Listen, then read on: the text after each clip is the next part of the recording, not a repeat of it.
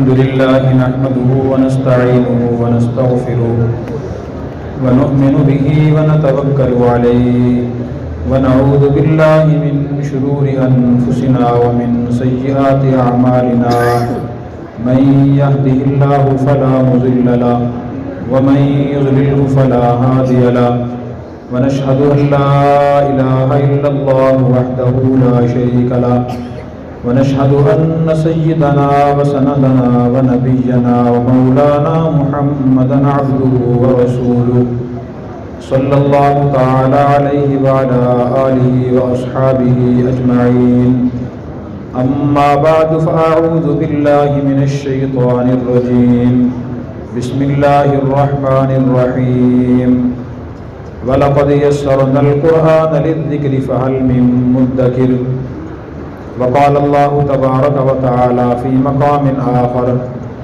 يا بني أقم الصلاة وأمر بالمعروف وانه عن المنكر واصبر على ما أصابك إن ذلك لمن عزم الأمور وقال النبي صلى الله عليه وسلم من قام رمضان إيمانا واحتسابا غفر له ما تقدم من ذنبه أو كما قال عليه الصلاة والسلام صدق الله مولانا العلي العظيم وصدق رسوله النبي الكريم ونحن على ذلك من الشاهدين والشاكرين والحمد لله رب العالمين.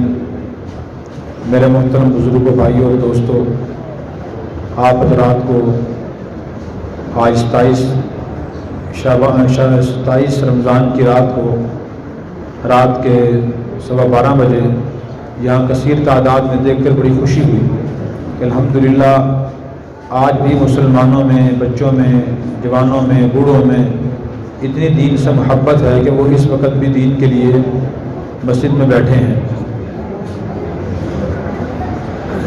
حضرت زر بن حبیش رضی اللہ تعالیٰ عنہ ایک تابعی ہیں. ان کی ایک حدیث ہے 27ویں رات کے بارے میں، وہ میں عرض کرتا ہوں. زر بن حبیش رحمۃ اللہ علیہ فرماتے ہیں کہ میں حضرت ابی بن کعب رضی اللہ عنہ کے پاس گیا، یہ جلیل قدر صحابی ہیں، اور میں نے ان سے پوچھا کہ یہ بتائیں کہ لیلۃ القدر کس رات کو ہوتی ہے؟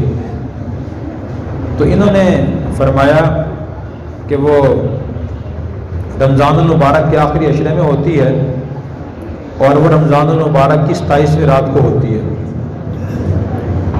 تو حضرت زر بن حبیش نے کہا کہ دوسرے جو صحابی ہیں حضرت عبداللہ بن مسعود رضی اللہ عنہ، وہ تو یہ فرماتے ہیں کہ جو شخص سارا سال رات کو عبادت کرتا رہے گا اسے لیلۃ القدر نصیب ہو جائے گی، اور آپ فرما رہے ہیں کہ وہ رمضان المبارک کی 27ویں رات کو ہوتی ہے. آپ کی رائے ان سے مختلف کیوں ہے؟ تو حضرت ابی بن کعب رضی اللہ عنہ نے فرمایا کہ میرے بھائی حضرت عبداللہ بن مسعود رضی اللہ عنہ کو بھی معلوم ہے کہ لیلۃ القدر رمضان المبارک کی 27ویں رات کو ہوتی ہے، لیکن وہ جو یہ فرماتے ہیں کہ جو سارا سال رات کو عبادت کرے گا اسے یہ رات نصیب ہوگی، ان کا مقصد یہ ہے، اس کی وجہ یہ ہے کہ لوگ تاکہ صرف اس ایک رات کو عبادت نہ کریں بلکہ پورا سال عبادت کرتے رہیں، ورنہ معلوم ان کو بھی ہے کہ لیلۃ القدر رمضان المبارک کی 27ویں رات کو ہوتی ہے. زر بن حبیش کہتے ہیں کہ میں نے پوچھا کہ حضرت آپ اتنی یقین سے اور مضبوط بات کہہ رہے ہیں، آپ کے پاس اس کی دلیل کیا ہے؟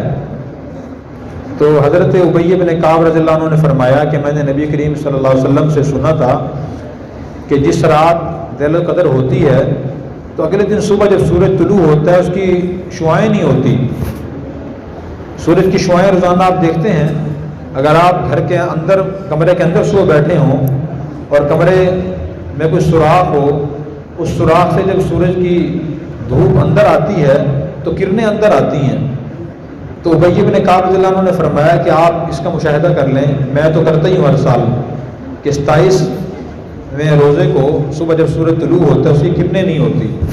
اس لیے آپ حضرات کا ہمارا یہاں بیٹھنا اس لیے باعث فضیلت ہے کہ الحمدللہ آج لیلۃ القدر ہے. نبی کریم صلی اللہ علیہ وسلم نے ارشاد فرمایا کہ من قام رمضان ایمانا واحتسابا غفر له ما تقدم من ذنبی، کہ جو شخص رمضان المبارک کی راتوں کو عبادت کرے گا اللہ تبارک و تعالیٰ اس کے پچھلے تمام گناہ معاف فرما دیں گے۔ عبادت کی مختلف شکلیں ہیں، ایک شکل نماز پڑھنا ہے، دوسری شکل تلاوت کرنا ہے، اور تیسری شکل جو ہے وہ ہے دین کو سمجھنا۔ سب سے افضل جو عبادت ہے وہ دین کو سمجھنا ہے۔ اس کی وجہ یہ ہے کہ جب تک ایک مسلمان دین کو نہیں سمجھتا وہ کوئی عبادت صحیح طریقے سے نہیں کر سکتا۔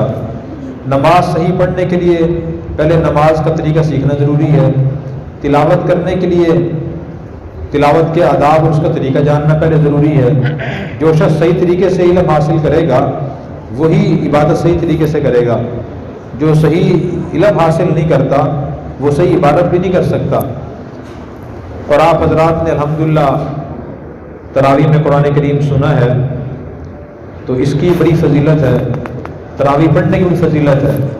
تراویح کے ہر سجدے پر اللہ تبارک و تعالیٰ کی طرف سے 1500 نیکیاں سجدہ کرنے والے کو ملتی ہیں۔ سورہ علق 30ویں پارے میں ہے، اس کے آخر میں اللہ تعالیٰ نے ارشاد فرمایا کہ تو سجدہ کر اور اللہ قریب ہو جا، سجدہ کر اللہ قریب ہو جا۔ اس سے معلوم ہوا کہ ہر سجدہ ایک مسلمان کو اللہ قریب کرتا ہے۔ اور نبی کریم صلی اللہ علیہ وسلم نے ارشاد فرمایا کہ بندہ جب سجدے کی حالت میں ہوتا ہے سب سے زیادہ اس وقت اللہ قریب ہوتا ہے۔ اس لیے اس تراویح کو، اس نماز کو معمولی نہ سمجھیں، بلکہ یہ بڑی عظیم الشان عبادت ہے، اور اس پہ اللہ تعالیٰ کا شکر ادا کریں۔ پھر اس میں قرآن کریم کو پڑھنا اور سننا اس عبادت کے ثواب کو ڈبل کر دیتا ہے۔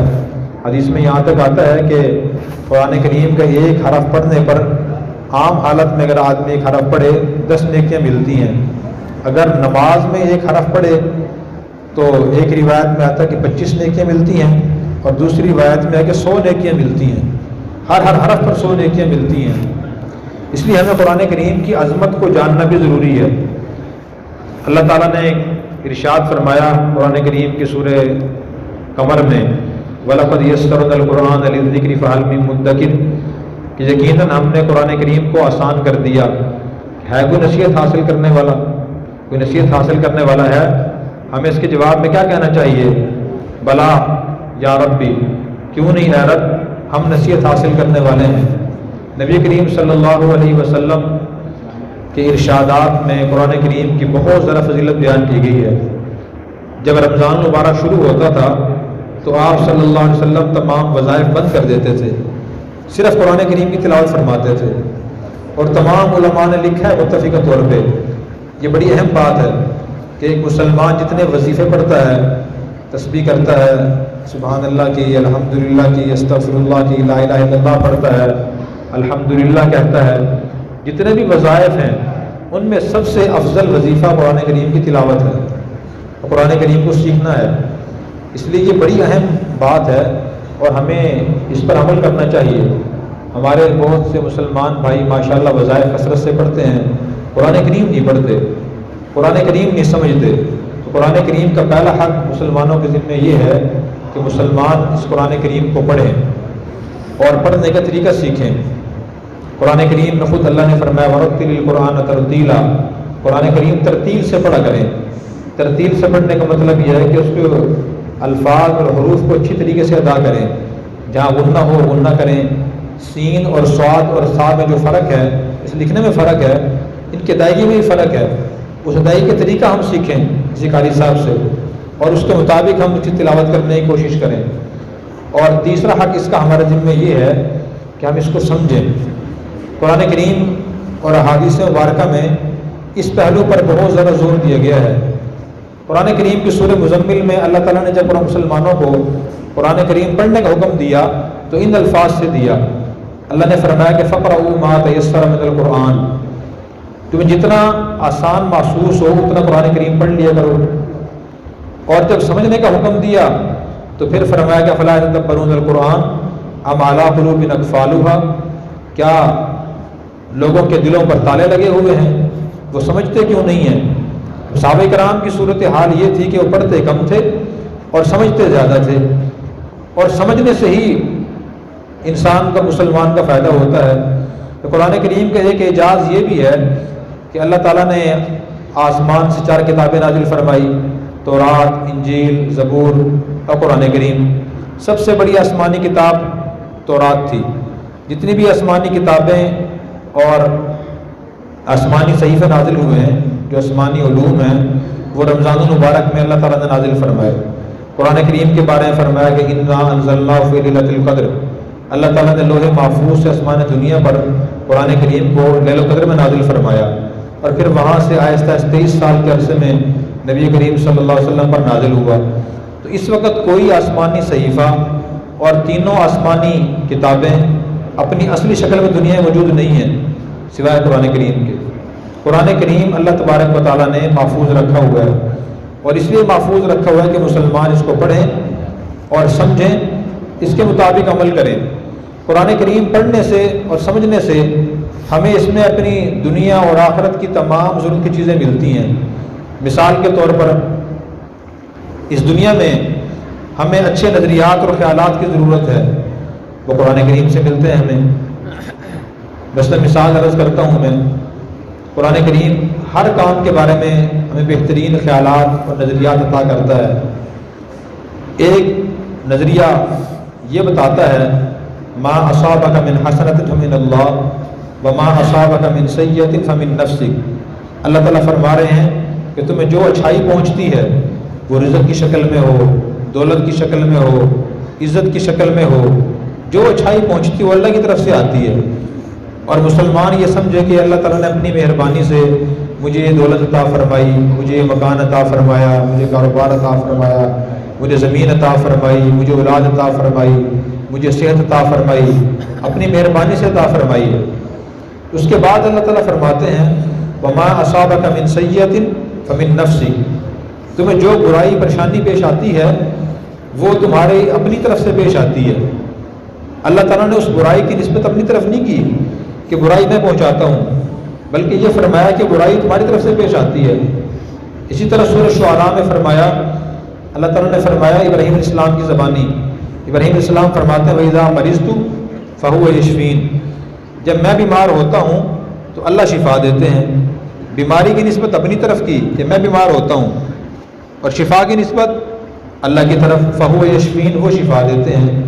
अब देखिए बीमारी एक अच्छी हालत नहीं है, उसकी निस्बत इब्राहीम अलैहिस्सलाम अपनी तरफ कर रहे हैं। और कुरान करीम की उस आयत में भी अल्लाह ताला ये फरमा रहे हैं, फरमाया कि मा असाबका मिन सय्यतिन मिन नफ्सिक, जो बुराई आपको पहुँचती है तो वो आपको अपनी तरफ से पहुँचती है। अब ये जो आयत है ये हमारी बड़ी गलतफहमी दूर कर रही है। अब अक्सर मुसलमान नुकसानदेह चीज़ों से, नुकसानदेह कामों से परहेज़ नहीं करते। एक मुसलमान को मालूम है कि जब मैं फ़लाँ चीज़ इस्तेमाल करता हूँ मुझे नुकसान देती है, वो फिर भी वो चीज़ इस्तेमाल करता है। उसे मालूम फ़लाँ काम करता हूँ मुझे नुकसान पहुँचता है उससे, और फिर भी वो काम करता है। और कहता क्या है, जो किस्मत में लिखा वो हो जाएगा, जो अल्लाह को मंजूर हो वो हो जाएगा। तो मुसलमान को जिस काम से नुकसान पहुँचता है, जिस बात से नुकसान पहुँचता है, फिर भी करता रहता है, वो चीज़ इस्तेमाल करता है, वो काम करता रहता है। अगर उससे मना किया जाए तो कहता है कि जी अल्लाह को जो मंजूर हो वो हो जाएगा। अक्सर ऐसे ही कहते हैं ना, तो ये बहुत बड़ी गलतफहमी है।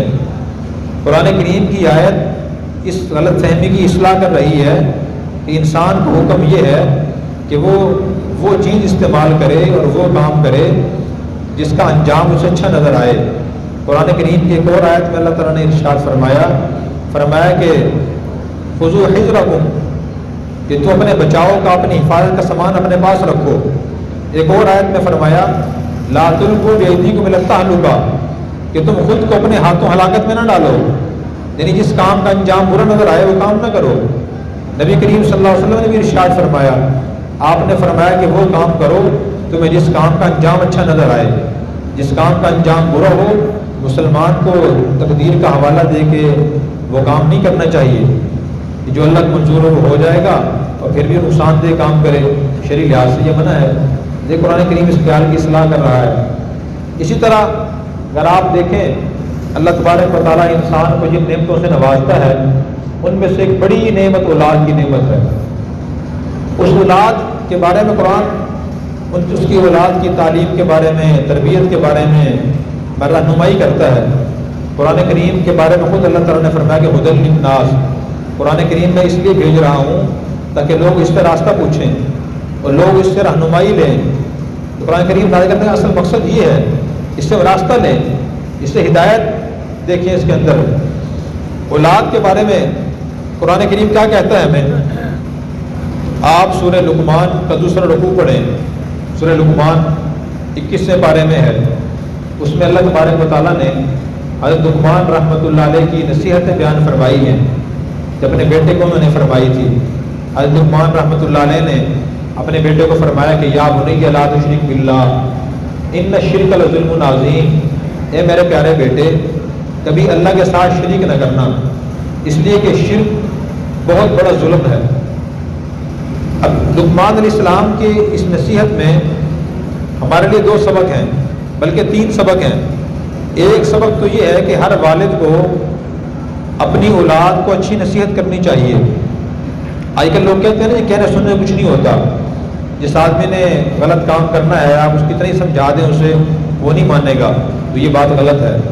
انبیاء علیہ السلام دنیا میں تشریف لائے، آ کے انہوں نے لوگوں کو اچھائی کی تلقین کی، برائی سے منع کیا، تو وہی لوگ صحابہ کرام بن جایا کرتے تھے۔ اس لیے انسان کو مایوس نہیں ہونا چاہیے، خاص طور پہ والد کو مایوس نہیں ہونا چاہیے، اپنی اولاد کو اچھی نصیحت کرنی چاہیے۔ دوسرا سبق ہمارے لیے اس میں یہ ہے کہ لقمان رحمۃ اللہ علیہ نے اپنے بیٹے سے فرمایا یا بنیا۔ ایک ہوتا ہے ابن کا معنی بیٹا، ایک ہوتا ہے یا بنیا۔ یا بنیا کا معنی ہے میرے پیارے بیٹے۔ اس سے ہمیں اس وقت ملتا ہے کہ جب باپ بیٹے کو نصیحت کرے تو اچھے الفاظ سے نصیحت کرے، اسے گالی دے کے، سخت الفاظ سے، نامناسب غیر مہذب الفاظ سے نصیحت نہ کرے، بلکہ اس کو نرمی سے اور اچھے الفاظ سے نصیحت کرے۔ اور تیسرا سبق یہ ملتا ہے کہ لقمان رحمۃ اللہ علیہ نے شرک سے بچنے کی نصیحت کی ہے۔ تو شرک جو ہے وہ عقائد کے لحاظ سب سے برا عقیدہ ہے، اور ہر والد کو اس کی فکر کرنی چاہیے اور نصیحت کرنی چاہیے کہ میرا بیٹا مشرک نہ بنے، موحد بنے، اللہ کو اپنی ذات و صفات کے لحاظ سے ایک سمجھے۔ اس کے بعد پھر لقمان رحمۃ اللہ علیہ نے دوسری نصیحت فرمائی یا بنی اقیم الصلاۃ، اے میرے پیارے بیٹے نماز قائم کیا کرو۔ اس سے یہ معلوم ہوتا ہے کہ ہر والد کی ذمہ داری ہے کہ اپنی اولاد کو نماز کی نصیحت کرے اور نمازی بنانے کی کوشش کرے۔ قرآن کریم کی سورہ مریم میں اللہ تعالیٰ نے حضرت اسماعیل علیہ السلام کے بارے میں فرمایا کان یأمر اہلہ بالصلاۃ والزکاۃ، کہ حضرت اسماعیل علیہ السلام اپنے گھر والوں کو، اپنی اولاد کو، اپنی بیوی بچوں کو نماز کا حکم دیتے تھے اور زکوٰۃ ادا کرنے کا حکم دیتے تھے۔ حضرت عیسیٰ علیہ السلام نے اپنے بارے میں فرمایا انی عبداللہ آتانی الکتاب وجعلنی نبیا وجعلنی مبارکا اینما کنت واوصانی بالصلاۃ والزکاۃ ما دمت حیا، کہ میں اللہ کا بندہ ہوں، اللہ مجھے کتاب عطا فرمائیں گے، مجھے اللہ نبی بنائیں گے، اللہ نے مجھے حکم یہ دیا ہے کہ میں نماز قائم کروں اور زکوٰۃ ادا کروں، اپنی والدہ کا فرما بردار رہوں۔ تو دیکھیں اللہ کے انبیاء علیہ السلام کی، اللہ کے نیک بندوں کی نصیحت یہ ہے، توجہ فرمائیں کہ والد اپنی اولاد کو نماز کی نصیحت بھی کرے۔ اور نبی کریم صلی اللہ علیہ وسلم نے ارشاد فرمایا مروا اولادکم بالصلاۃ وہم ابناء 7، جب تمہاری اولاد 7 سال کی ہو جائے تو انہیں نماز کی نصیحت کرو۔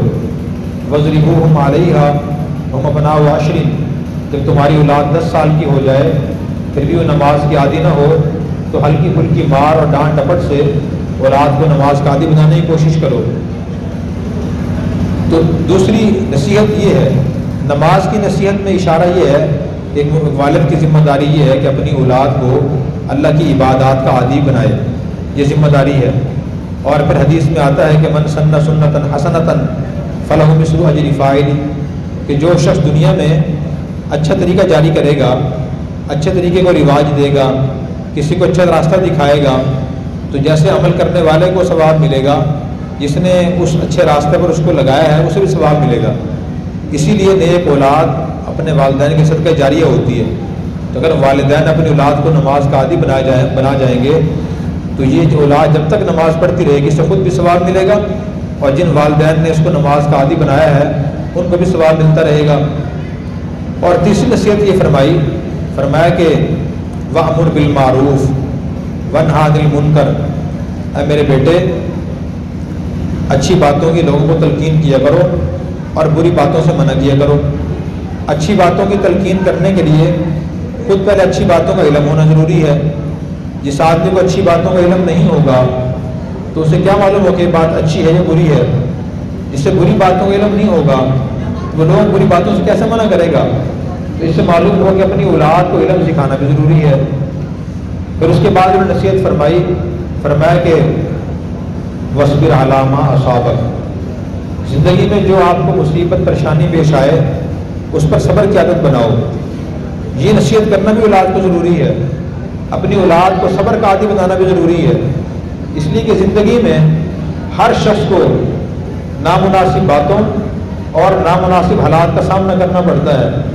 وہ نامناسب باتیں اور نامناسب کام ایک شخص کو اپنے والدین کی طرف سے ہی پیش آتے ہیں، بہن بھائیوں کی طرف سے ہی پیش آتے ہیں، رشتہ داروں کی طرف سے ہی پیش آتے ہیں، بیوی اور شوہر کی طرف سے ہی پیش آتے ہیں۔ تو جس شخص کے اندر صبر کی عادت ہوگی زندگی اس کی آسان ہو جائے گی، اور جس شخص کے اندر صبر کی عادت نہیں ہوگی اس کی زندگی بہت مشکل ہو جائے گی۔ اس کے بعد پھر لقمان رحمۃ اللہ علیہ نے فرمایا کہ ان ذالک لمن عزم الامور، نیکی کی نصیحت کرنا، برائی سے منع کرنا اور مصیبت پر صبر کرنا، یہ بڑی ہمت کے والے کاموں میں سے کام ہے۔ جس آدمی میں بڑی ہمت ہوتی ہے، پرعزم آدمی ہوتا ہے، وہ یہ کام کر سکتا ہے۔ جس میں یہ ہمت نہیں ہوتی وہ یہ کام نہیں کر سکتا۔ پھر اس کے بعد لقمان رحمۃ اللہ علیہ نے بیٹے کو اور نصیحت فرمائی وَلَا تُصَعِّرْ خَدَّكَ لِلنَّاسِ وَلَا تَمْشِ فِي الْأَرْضِ مَرَحًا، اے میرے بیٹے لوگوں کے سامنے منہ پھیلا کے نہ بیٹھا کرو۔ منہ پھیلانے کا مطلب یہ ہے کہ برے اخلاق سے پیش نہ آؤ۔ نبی کریم صلی اللہ علیہ وسلم نے ارشاد فرمایا ان من المعروف ان تلقى اخاك بوجه طلق، یہ بھی نیکی ہے کہ تم اپنے مسلمان بھائی سے مسکراتے چہرے سے پیش آؤ۔ اب اس کی بھی زندگی بڑے اچھے اثرات ہیں۔ جو شخص لوگوں سے مسکرا کر ملتا ہے، اچھے اخلاق سے پیش آتا ہے، تو لوگ اس سے محبت کرتے ہیں اور اس کے بہت سے مشکل کام آسان ہو جاتے ہیں، لوگ اس سے قریب آ جاتے ہیں، لوگوں کو اس سے فائدہ حاصل کرنا اور اس کے لیے لوگوں سے فائدہ حاصل کرنا آسان ہو جاتا ہے۔ اور اس آدمی کے مزاج میں تکبر ہے، لوگوں سے اچھے اخلاق سے پیش نہیں آتا، لوگ اس سے دور رہتے ہیں، وہ لوگوں سے دور رہتا ہے، نہ لوگ اس سے کچھ سیکھ سکتے ہیں نہ وہ لوگوں کو سکھا سکتا ہے۔ یہ بڑی اہم نصیحت ہے، اور اس میں اخلاق کی طرف متوجہ کیا گیا ہے۔ ایک والد اپنی اولاد کے اخلاق پر بھی نظر رکھے اور اپنی اولاد کو اچھے اخلاق کی تلقین کرے۔ پھر اس کے بعد فرمایا وَلَا تَمْشِ فِي الْأَرْضِ مَرَحًا، اے میرے بیٹے زمین پر اتراء کرنا چلا کرو۔ ان اللہ لا يحب كل مختال فخور، اللہ تعالیٰ کسی بھی اترانے والے اور فخر کرنے والے سے محبت نہیں فرماتے، بلکہ اس سے نفرت فرماتے ہیں۔ یہ نصیحت کرنا بھی ضروری ہے کہ بیٹا اپنے مزاج میں، اپنی باتوں میں، اپنے ہر کام سے عاجزی کا اظہار ہونا چاہیے۔ جس شخص کے مزاج میں عاجزی ہوتی ہے، جس کی باتوں میں عاجزی ہوتی ہے، تو اس کے لیے بھی لوگوں کو سیکھنا سکھانا آسان ہوتا ہے۔ جس کے مزاج میں عاجزی نہیں ہوتی، باتوں میں عاجزی نہیں ہوتی، تکبر ہوتا ہے، تو وہ خود بھی پریشانیوں میں اور مشکلات میں مبتلا ہوتا ہے، لوگوں کو پریشانیوں میں مبتلا کرتا ہے۔ یہ بڑی اہم نصیحت ہے۔ نبی کریم صلی اللہ علیہ وسلم نے ارشاد فرمایا من تواضع للہ رفعہ اللہ، جو شخص عاجزی اختیار کرتا ہے، اپنی باتوں میں عاجزی کا اظہار کرتا ہے، اپنے کاموں میں عاجزی کا اظہار کرتا ہے، اللہ اسے بلندی عطا فرماتے ہیں۔ ومن تکبر وضعہ اللہ، جو آدمی اپنی باتوں میں بڑے دعوے کرتا ہے، تکبر کا بڑائی کا اظہار کرتا ہے، اپنے عمل سے بڑائی کا اظہار کرتا ہے، تو اللہ تبارک و تعالیٰ اسے ذلیل فرما دیتے ہیں۔ اور یہ مشاہدہ بھی ہے، ہم دیکھ سکتے ہیں کہ معاشرے میں جس شخص کے اندر عاجزی ہوتی ہے وہ ہمیں اچھا لگتا ہے، اور جس شخص میں عاجزی نہیں ہوتی، جو آدمی خود کو ہر وقت بہت بڑا ظاہر کرتا ہے، بڑے بڑے دعوے کرتا ہے، وہ اچھا نہیں لگتا۔ تو حضرت عمر اللہ نے فرمایا کہ جس شخص کے مزاج میں عاجزی ہوتی ہے وہ اپنی نظر میں چھوٹا ہوتا ہے لوگوں کی نظر میں بڑا ہوتا ہے، اور جس کے مزاج میں تکبر ہوتا ہے وہ اپنی نظر میں بڑا ہوتا ہے لیکن لوگوں کی نظر میں چھوٹا ہوتا ہے۔ اس کی مثال پہاڑ پر چڑھے ہوئے آدمی جیسی ہوتی ہے کہ آدمی پہاڑ کے اوپر چوٹی بیٹھا ہوتا ہے، وہ سمجھتا ہے میں بہت بلندی بیٹھا ہوں، لیکن جو لوگ پہاڑ سے نیچے بیٹھے ہوتے ہیں انہیں چھوٹا نظر آ رہا ہوتا ہے۔ اس لیے اپنے مزاج کا، اپنی باتوں کا، اپنے کردار کا، اپنے اعمال کا جائزہ لینا بھی ضروری ہے کہ اس میں عاجزی ہے یا نہیں ہے۔ تو یہ حضرت لقمان رحمۃ اللہ علیہ کی نصیحتیں تھیں۔ اس سے معلوم ہوا کہ اپنی اولاد کو یہ نصیحت کرنا اور ان نصیحتوں پر عمل کرنے کی کوشش کرانا یہ والدین کی ذمہ داری ہے۔ جب اولاد کی صحیح تعلیم و تربیت ہوتی ہے تو سب سے پہلے وہ اولاد اپنے والدین کے لیے راحت اور سکون کا ذریعہ بنتی ہے، پھر وہ اوروں کے لیے راحت اور سکون کا ذریعہ بنتی ہے۔ اور جب اولاد کی تعلیم و تربیت نہیں ہوتی تو سب سے پہلے والدین کی پریشانی کا ذریعہ بنتی ہے۔ اس لیے والدین کی ذمہ داری ہے کہ اپنی اولاد کی صحیح تعلیم و تربیت کا انتظام کریں۔ نبی کریم صلی اللہ علیہ وسلم نے ارشاد فرمایا ما نحل والد ولدا افضل من ادب حسن او کما قال علیہ السلام، کہ ایک والد اپنی اولاد کو جو تحفے دیتا ہے، گفٹ دیتا ہے، مثلاً مکان دے دیتا ہے، زمین دے دیتا ہے، گاڑی دے دیتا ہے، کاروبار دولت دے دیتا ہے، تو ان میں سب سے بہترین تحفہ کسی والد کی طرف سے اپنی اولاد کے لیے اچھی تربیت ہے، اس کو اچھے آداب سکھانا ہے۔ سب سے بہترین تحفہ یہ ہے۔ ایک صحابی نے پوچھا قد علمنا حق الوالد، یا رسول اللہ ہمیں یہ تو معلوم ہو گیا کہ اولاد کے ذمہ والدین کے حقوق کیا ہیں، لیکن آپ یہ فرمائیں کہ ما حق الولد، اولاد کا حق والدین کے ذمہ کیا ہے؟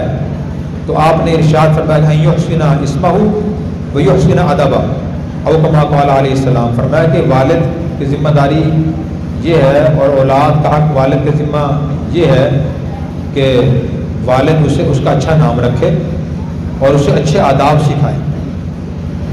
یہ آداب اولاد کے اندر کیسے آئیں گے اور اولاد فرمانبردار کیسے بنے گی؟ ہمارے معاشرے اکثر جو مسلمان ہیں انہوں نے اکثر دین کو راہ سیکھا ہوا نہیں ہوتا۔ اس کے لیے ضرورت ہے علماء سے تعلق کی، مدارس سے تعلق کی۔ اللہ کے نبی صلی اللہ علیہ وسلم نے صحابہ کرام کو دین سکھایا، صحابہ کرام نے تابعین کو سکھایا، تابعین نے تبع تابعین کو سکھایا، اور سیکھتے سیکھتے یہ دین الحمدللہ اس دور کے علماء تک پہنچ گیا، مدارس تک پہنچ گیا۔ تو خود ہر مسلمان کا اور اس کی اولاد کا اپنے قریب کے علماء سے، مدارس سے تعلق نہایت ضروری ہے، یہاں آنا ضروری ہے۔ دنیا کی جتنی بھی اچھائیاں ہیں ان کو حاصل کرنے کے لیے ان کے مراکز میں جانا پڑتا ہے۔ ایک آدمی بیمار ہو جائے تو خود گھر بیٹھ کر ٹھیک نہیں ہوتا، اسے ہسپتال کے ڈاکٹر کے پاس جانا پڑتا ہے۔ اگر ایک آدمی کو عصری تعلیم حاصل کرنی ہو اسے سکول اور کالج یونیورسٹی میں جانا پڑتا ہے، اساتذہ کی صحبت میں بیٹھنا پڑتا ہے، پھر اس کے بعد عصری تعلیم آتی ہے۔ میرے بھائیوں بزرگوں یہی مثال دین کی ہے۔ اگر ہمیں دین سیکھنا ہے اور ہم چاہتے ہیں کہ ہماری اولاد فرمانبردار بنے، ہم قرآن کریم کو سیکھیں اور سمجھیں، تو اس کے لیے مدارس میں آنا ضروری ہے۔ خود صحابہ کرام کی زبان عربی تھی لیکن وہ خود قرآن کریم گھر بیٹھ کے نہیں سمجھ سکے۔ ان کو سیکھنے کے لیے نبی کریم صلی اللہ علیہ وسلم کو جو مدرسہ صفہ وہاں آنا پڑا، نبی کریم صلی اللہ علیہ وسلم کے پاس بیٹھنا پڑا، اور سارا دین انہوں نے اسی طرح حاصل کیا۔ رمضان المبارک کے حوالے سے ہی ایک واقعہ میں اس سلسلے میں عرض کرتا ہوں۔ حضرت عدی بن حاتم رضی اللہ تعالیٰ عنہ ایک صحابی تھے، تو انہوں نے قرآن کریم کی ایک آیت سنی، وہ سورہ بقرہ میں دوسرے پارے میں ہے۔ اللہ تعالیٰ نے ارشاد فرمایا کلوا واشربوا حتی یتبین لکم الخیط الابیض من الخیط الاسود من الفجر ثم اتموا الصیام الی اللیل۔ اللہ تعالیٰ کے اس ارشاد کا مطلب یہ ہے کہ تم سحری اس وقت تک کھا پی سکتے ہو جب تک کہ سفید دھاگا سیاہ دھاگے سے الگ ہو کر نظر نہ آ جائے، اس وقت تک تم سحری کھا پی سکتے ہو۔ ان الفاظ کا ترجمہ یہ ہے۔ تو عدی بن حاتم رضی اللہ عنہ نے 2 دھاگے لیے کپاس کے، ایک سفید دھاگا اور ایک سیاہ دھاگا، وہ دونوں دھاگے لے کر اپنے تکیے کے نیچے رکھ دیے۔ صبح سحری وہ اٹھتے تھے اور ان دھاگوں کو دیکھتے رہتے تھے، جب تک انہیں اچھی طرح فرق نظر نہیں آتا تھا سحری کھاتے رہتے تھے. وہ بلبوں لائٹوں کا زمانہ تو تھا نہیں, وہ چراغوں کا زمانہ تھا, اور چراغ بھی لوگ جلاتے تھے ضرورت کے وقت, ضرورت کے مطابق. چراغ کی روشنی بہت کم ہوتی ہے, تو وہ صبح صادق ہونے کے بعد کافی دیر تک سحری کھاتے رہتے تھے. جب دیکھتے کہ اب دونوں دھاگوں فرق نظر آ رہا ہے, یہ سفید ہے یہ سیاہ ہے, پھر سحری بند کر دیا کرتے تھے.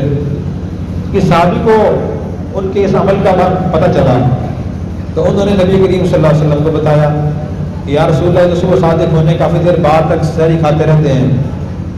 تو آپ نے ان کو بلایا اور بلا کے پوچھا عادی سحری کھانا کب بند کرتے ہیں؟ تو انہوں نے عرض کیا کہ یا رسول اللہ, قرآن کریم کے حکم کے مطابق اللہ تعالیٰ فرمانے جب تک سیاہ دھاگا سفید دھاگے سے علیحدہ نظر نہ آئے تم سحری کھا بھی سکتے ہو. تو اللہ تعالیٰ کے نبی صلی اللہ علیہ وسلم نے ارشاد فرمایا کہ اے عادی, تمہارا تکیہ بڑا وسیع ہو گیا, رات دن اس کے نیچے آ گئے. آپ مسکرائے, پھر آپ نے فرمایا کہ اس آیت کا یہ مطلب نہیں ہے. اس آیت میں سفید اور سیاہ دھاگے سے مراد کپاس کے دھاگے مراد نہیں ہیں, بلکہ اس سے مراد صبح صادق کی روشنی اور رات کی تاریکی ہے. اور اللہ تعالیٰ کے ارشاد کا مطلب یہ ہے جب صبح صادق کی روشنی پھیلنا شروع ہو جائے اور رات کا اندھیرا ختم ہونا شروع ہو جائے تم سحری کھانا بند کر دو. اور صبح صادق ہونے سے سحری کا ٹائم ختم ہو جاتا ہے. تو دیکھیں آپ صلی اللہ علیہ وسلم نے ان کو مطلب سمجھایا تو قرآن کی آیت کا مطلب سمجھ آیا. اسی طرح مفسرین نے فرمایا, قرآن کریم میں اللہ تعالیٰ فرماتے ہیں, اور ہم پڑھتے بھی ہیں ہر نماز کی ہر رکعت میں, اہدنا الصراط المستقیم, اے اللہ ہمیں سیدھا راستہ دکھا. اس کے بعد اللہ تعالیٰ فرماتے ہیں کہ صراط الذین انعمت علیہم, یا اللہ ہمیں ان لوگوں کا راستہ دکھا, ان بندوں کا راستہ دکھا جن پر آپ نے انعام فرمایا, ان بندوں کا راستہ دکھا. پھر اس آیت کی تشریح اللہ تعالیٰ نے ایک اور آیت میں بیان فرمائی, اولئک الذین انعم اللہ علیہم من النبیین والصدیقین والشہداء والصالحین وحسن اولئک رفیقا, کہ اللہ کے خاص خاص انعامات ان لوگوں پہ ہوتے ہیں, انبیاء پہ, صدیقین پہ, شہداء پہ اور نیک لوگوں پہ. اور یہ اچھے دوست ہیں, یہ لوگ اچھے دوست ہیں.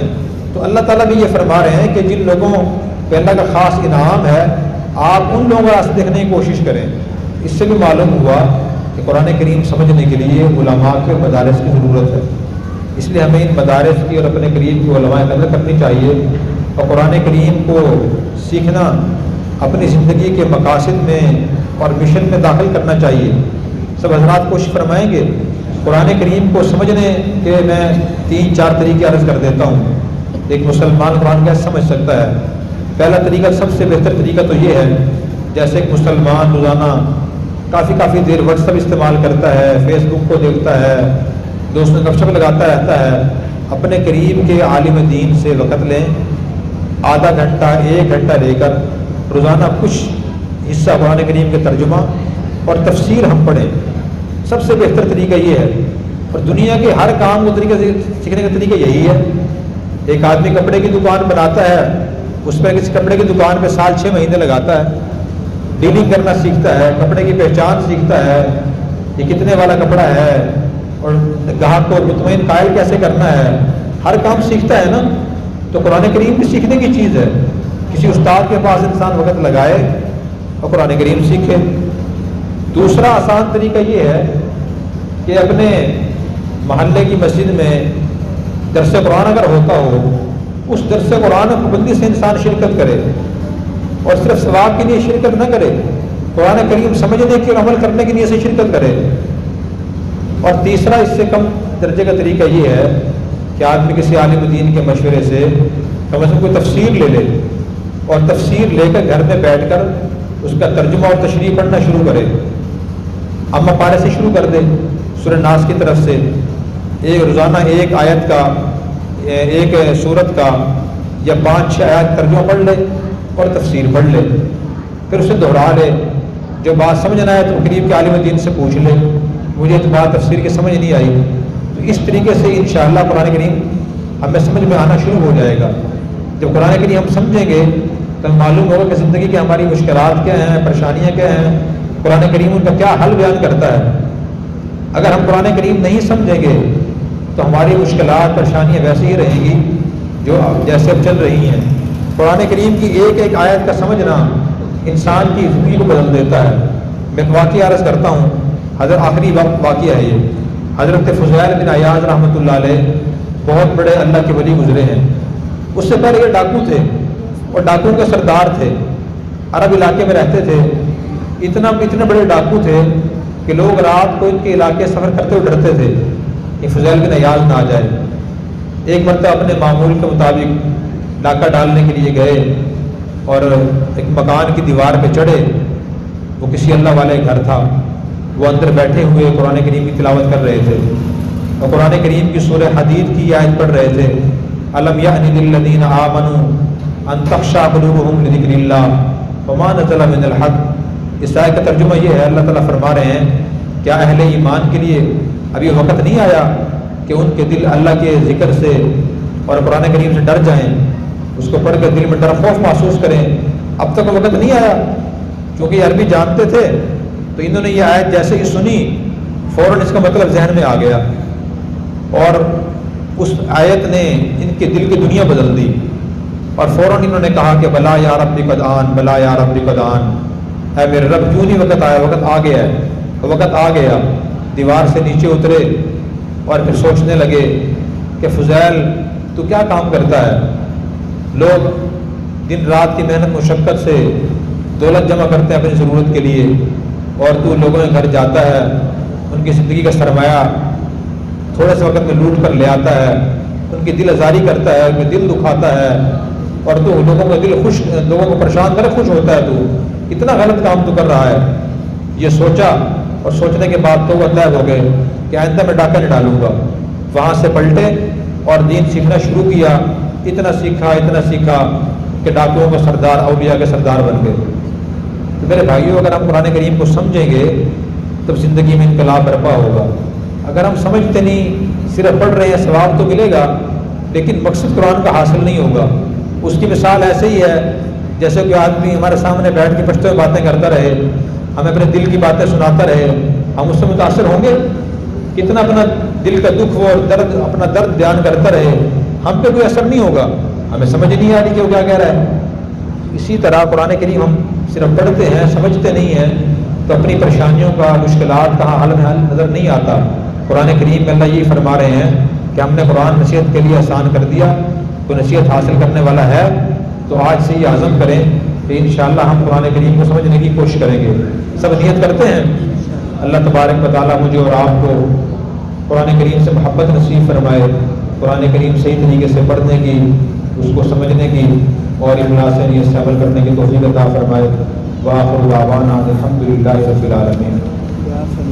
طالب علم ہماری شریعت سیریس ہیں، حافظ عمر اسلام۔ ٹھیک ہے جی، دعا کر لیں۔ الحمدللہ رب العالمین والصلاۃ والسلام علی سید الانبیاء والمرسلین وعلی آلہ واصحابہ اجمعین۔ ربنا آتنا فی الدنیا حسنہ وفی الآخرۃ حسنہ وقنا عذاب النار۔ اللهم انا نسألك تمام العافیہ ونسألك دوام العافیہ ونسألك الشکر على العافیہ ونسألك الغنى عن الناس۔ اللهم انا نسألك علما نافعا وعملا صالحا ورزقا طیبا واسعا وشفاء من كل داء۔ اے اللہ، رمضان المبارک و قرآن کریم کی برکت سے ہم سب کے اور پوری امت کے تمام گناہوں کو معاف فرما۔ اے اللہ، ہمیں گناہ چھوڑنے کی توفیق عطا فرما، ہمیں نیک اعمال سے محبت نصیب فرما۔ اے اللہ، جیسے آپ نے رمضان المبارک میں ہمیں عبادت کرنے کی توفیق عطا فرمائی، اے اللہ ہمیں اس پہ استقامت نصیب فرما۔ پورا سال اخلاص نیت سے، تمام سے، پابندی سے عبادت کرنے کی توفیق عطا فرما۔ اے اللہ، رمضان قرآن کریم کی برکت سے تمام مرحومین کی مغفرت فرما۔ حضرت آدم علیہ السلام سے لے کے آج تک مسلمان دنیا سے رخصت ہو گئے ہیں، ان سب کی مغفرت فرما۔ یا اللہ، ان کو اعلیٰ علیین مقام عطا فرما۔ یا اللہ، رمضان قرآن کریم کی برکت سے تمام بیماروں کو شفاء کامل عطا فرما۔ خصوصاً اس مدرسہ کے مریض حافظ عمر حسنین صاحب جو ملتان ہسپتال میں داخل ہیں، یا اللہ انہیں شفاء کاملہ عاجلہ مستمرہ نصیب فرما۔ اے اللہ، ہمیں بیماریوں سے شفاء کلی نصیب فرما، اپنی صحت کی حفاظت کرنے کی توفیق عطا فرما۔ اے اللہ، ہمیں دین سے محبت نصیب فرما، ہمیں دین سیکھنے کی توفیق عطا فرما، ہمیں اللہ اچھے اخلاق اپنانے کی توفیق عطا فرما، بد اخلاقیاں چھوڑنے کی توفیق عطا فرما۔ جو مسلمان بے روزگار ہیں انہیں حلال وسعت و رسانی والا اپنے شہر میں روزگار عطا فرما، جو باروزگار ہیں ان کے ذرائع معاش برکتیں پیدا فرما، ہمیں حلال کمانے اور حلال کھانے کی توفیق عطا فرما۔ یا اللہ جو مسلمان رشتوں کے ضرورت مند ہیں انہیں اچھے رشتے نصیب فرما، جن کے رشتے ہو چکے ہیں ان کو نیک اولاد نصیب فرما۔ اے اللہ اس مسجد مدرسے کو رشد و ہدایت کا مرکز بنا، ان کی تمام ضروریات اپنے خزانہ غیب سے پوری فرما۔ اے اللہ یہاں کام کرنے والوں کو خلاص نیت نصیب فرما، ان اداروں کو دن کی رات چلتی ترقی نصیب فرما۔ دنیا میں جہاں جہاں مسلمان جس جس جائز طریقے سے دین اسلام کی سربلندی اور اشاعت کے لیے کام کر رہے ہیں، یا اللہ ان کی مدد و نصرت فرما، یا اللہ ان کی مدد و نصرت فرما۔ اے اللہ مرتے دم تک ہمیں دین اسلام پر استقامت نصیب فرما، اور مرتے وقت ہمیں کلمہ طیبہ نصیب فرما۔ صلی اللہ تعالی علی خیر خلقہ سیدنا و مولانا محمد وعلی آلہ و اصحابہ اجمعین برحمتک یا ارحم الراحمین۔ Subscribe now and press the bell icon. Never miss an update.